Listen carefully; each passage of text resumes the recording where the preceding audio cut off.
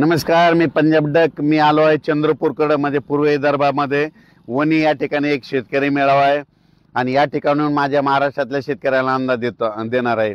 तर या वणी या भागामध्ये म्हणजे या चंद्रपूर जिल्ह्यामध्ये जवळपास 12 तारखेपासून पाऊस पडलेला आहे आणि काल देखील खूप पाऊस पडला. तर पाहू शकता इकडली कापसाची अशी परिस्थिती आहे आणि या ठिकाणी आपल्या महाराष्ट्रातल्या शेतकऱ्याला अंदाज देणार आहे. सर्वप्रथम मी पूर्व विदर्भात आहे म्हणून पूर्व विदर्भातल्या शेतकऱ्याला सांगू इच्छितो की म्हणजे तुमच्या चंद्रपूर जिल्हा झालं, वणी तालुका झालं, यवतमाळ, त्याच्यानंतर नागपूर जिल्हा, वर्धा, नागपूर, भंडारा, गोंदिया, तुमच्या भागाकडे जवळपास म्हणजे 20 ऑगस्टपर्यंत जोरदार पाऊस पडणार आहे. म्हणून ह्या पूर्व विदर्भातल्या शेतकऱ्यांनी हा अंदाज लक्षात द्यायचा. त्याच्यानंतर खास करून शेतकऱ्याला अंदाज सांगायचा आहे पश्चिमी विदर्भातल्या शेतकऱ्याला सांगू इच्छितो की आज 14 ऑगस्ट पासून ते 21 ऑगस्ट पर्यंत दररोज म्हणजे बुलढाणा जिल्हा झालं, अकोला जिल्हा झालं, वाशिम जिल्हा झालं, त्याच्यानंतर अमरावती जिल्हा झालं, तुमच्याकडं दररोज म्हणजे 20 ऑगस्ट पर्यंत दररोज वेगवेगळ्या भागात जोराचा पाऊस पडणार आहे. म्हणून पश्चिमी विदर्भातल्या शेतकऱ्यांनी आज रात्रीपासून पाऊस सुरू होणार आहे म्हणून हा अंदाज लक्षात द्यायचा. त्याच्यानंतर मराठवाड्यात आज सकाळपासूनच पाऊस सुरू झालेला आहे. पण मराठवाड्यातल्या शेतकऱ्याला सांगू इच्छितो, मराठवाड्यामध्ये सांगायचं झालं तर नांदेड जिल्हा, हिंगोली जिल्हा, लातूर जिल्हा, बीड जिल्हा, परभणी जिल्हा, जालना जिल्हा, संभाजीनगर, धाराशिव आणि बीड या जिल्ह्यातल्या शेतकऱ्याला सांगू इच्छितो की आज मध्यरात्री मात्र मराठवाड्यामध्ये या सगळ्या जिल्ह्यामध्ये जोराचा पाऊस पडणार आहे. म्हणजे 14 ऑगस्ट पासून ते 21 ऑगस्ट पर्यंत दररोज वेगवेगळ्या मराठवाड्यातल्या जिल्ह्यामध्ये दररोज जोराचा पाऊस पडणार आहे. म्हणून मराठवाड्यातल्या शेतकऱ्यांनी हा अंदाज लक्षात द्यायचा. आता त्याच्यानंतर मराठवाड्यामध्ये संभाजीनगर देखील खूप पाऊस पडणार आहे म्हणून ही अंदाज लक्षात द्यायचा. त्याच्यानंतर सांगायचं झालं तर सगळ्यात महत्त्वाचं उत्तर महाराष्ट्र, कारण की उत्तर महाराष्ट्रामध्ये काय झालं, नंदुरबार जिल्हा झालं, धुळे जिल्हा झालं, जळगाव जिल्हा झालं, नाशिक जिल्हा झालं, त्याच्यानंतर निपाड तालुका, चाळीसगाव तालुका, त्याच्यानंतर येवला, कोपरगाव या भागामध्ये काय झालं म्हणजे पाऊस खूप कमी आहे.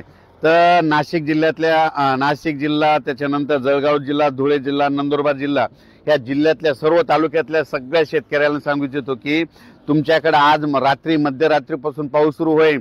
पण तुमच्याकडे मात्र जवळपास 21 ऑगस्ट पर्यंत धो पाऊस पडणार आहे. तुमच्या इकडे मुसळधार पाऊस होणार आहे. अतिवृष्टी देखील तुमच्या धुळे जिल्हा, नंदुरबार जिल्हा, जळगाव जिल्हा, नाशिक जिल्हा, अहिल्यानगर भागात होणार आहे म्हणून हा अंदाज लक्षात द्यायचा. म्हणजे आतापर्यंत तुम्हाला जी कमी पाऊस पडला त्याची सगळी सरासरी या जवळपास 20 ऑगस्ट पर्यंत तुमची भरून जाईल. म्हणून खास करून उत्तर महाराष्ट्रातल्या शेतकऱ्यांनी हा अंदाज लक्षात द्यायचा. त्याच्यानंतर कोकणातला पाऊस कायमच स्वरूपी राहणार आहे. म्हणजे कोकणातला सगळीकडे पाऊस राहणार आहे. पश्चिम महाराष्ट्रामध्ये सातारा, सांगली, सोलापूर, कोल्हापूर, त्याच्यानंतर पुणे जिल्हा, त्याच्यानंतर अहिल्यानगर, जुन्नर म्हणजे या जवळपास पंढरपूर इकडे सगळीकडे जवळपास या 20 ऑगस्ट पर्यंत म्हणजे पश्चिम महाराष्ट्राकडे जोरदार पाऊस राहणार आहे. म्हणून पश्चिम महाराष्ट्रातल्या शेतकऱ्यांना लक्षात द्यायचा.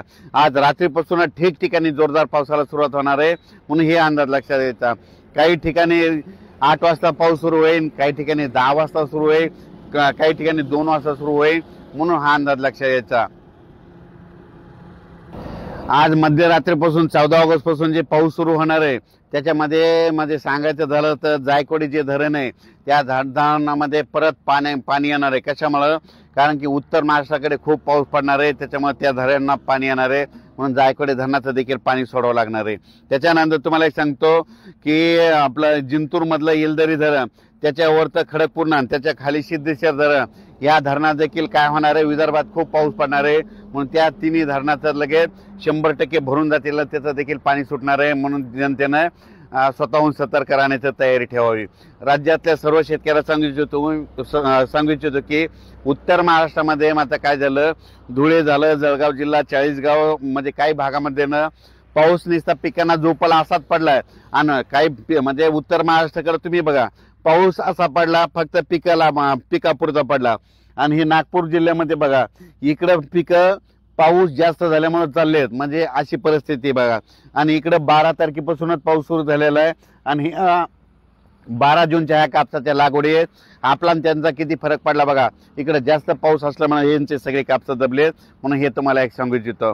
पण राज्यात सर्व शेतकऱ्याला सांगू इच्छितो की राज्यामध्ये आज रात्रीपासून 14 तारखेपासून रात्रीपासून ते जवळपास 20 तारखेपर्यंत 20 ऑगस्ट पर्यंत राज्यात पाऊस राहणार आहे आणि त्याच्यानंतर 22 तारखेपासून राज्यातल्या पावसाचा जोर 22 ऑगस्ट पासून ओसरणार आहे म्हणून हा अंदाज लक्षात येतात.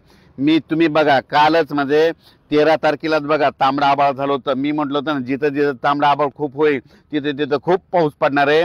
हे तुम्हाला उदाहरण लगेच बघायला भेटतं. म्हणजे हे 14, 15, 16 आणि त्याच्यानंतर 18, 19, 20 हे मध्ये 6 दिवस खूप जोराचा पाऊस राहणार आहे म्हणून हा अंदाज लक्षात यायचा. काही ठिकाणी रिमझिम राहील, कुठं जोरात राहील, कुठं अतिमुसळधार राहील, कुठं ओढे नाले वाहतील, कोणाच्या शेतात पाणी साचेल, अशी परिस्थिती राहणार आहे म्हणून हा अंदाज लक्षात यायचा. आणि 22 ऑगस्ट पासून परत राज्यातला पावसाचा जोर ओसरेल आणि 22-23 ला लगेच सूर्यदर्शन होणार आहे म्हणून हे देखील अंदाज आता लक्षात घ्यायचा. अचानक वातावरणात बदल झाला, लगेच एक मेसेज दिला जाईल. धन्यवाद.